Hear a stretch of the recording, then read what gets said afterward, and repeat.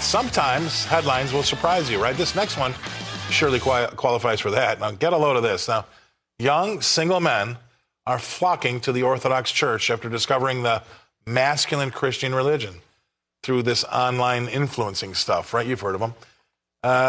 Priests are now planning to open new parishes to accommodate the quote-unquote tsunami of young men who have converted since the pandemic. Yeah, that's right. They actually use the word tsunami.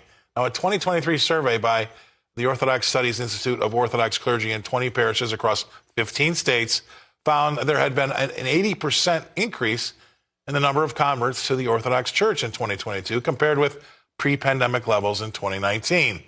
Many of them had been drawn to the masculine nature of the church, which puts emphasis on denial and pushing yourself physically. Worshippers must stand sometimes for long services, maybe as much as 5 hours per service. They must also fast at sometimes, some 40 days at points. So part of the appeal for these young men is a phenomenon called muscular Christianity and the desire for sort of strongman religion, which is not unique to the Orthodoxy. Please welcome into our show the author of the newly released book, The Gay Affair, Dr. Carol Swain. Doctor, I saw this article a couple, 3 days ago, and I wanted to save it for you here today. So I've saved it because I thought it was interesting about these men being converted because of this. Because it's hard to advertise masculine as being good because it's supposed to be bad, right? I don't know how they turned it around for the church, but for some reason the church now is saying masculinity is good. What do you think?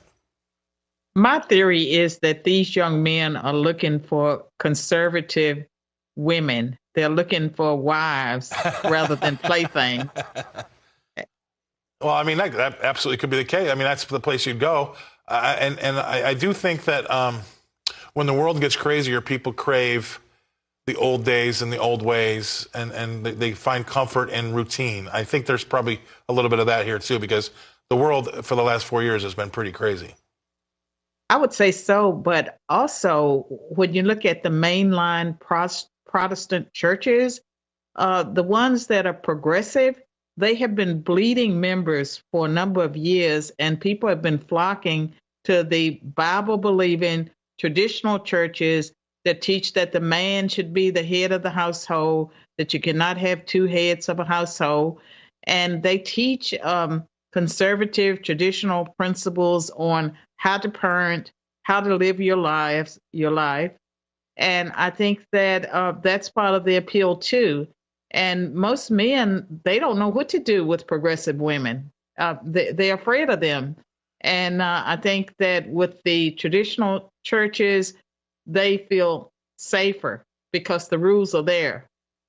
Yeah, and they're out there and they're very, very apparent. And you're right. In my own personal, my personal level, and plus what we had in our editorial meeting here this morning, most of the people in the meeting agreed that, you know what, they've kind of moved away from those happy, clappy churches that have the new wave music and all the tambourines and gone. Some people have said that they like to go back and they like to even see the Mass in Latin again because it gives them that comfort of how the way things used to be. And I suppose you're probably right when it comes to it gives them comfort about how there's clear and defined rules, and people, whatever they say, they like that. People like rules and roles, and it's comforting to them.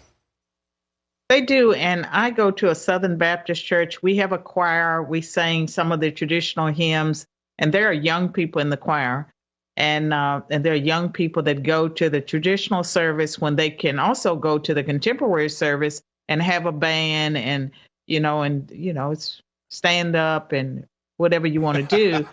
But the traditional service attracts a lot of people. I tend to go to the traditional, but sometimes I just love to be around young people. I go to the contemporary service at times, but I love the hymns as well. And to your point, and this I don't even know why I'm saying it, but I'll say it.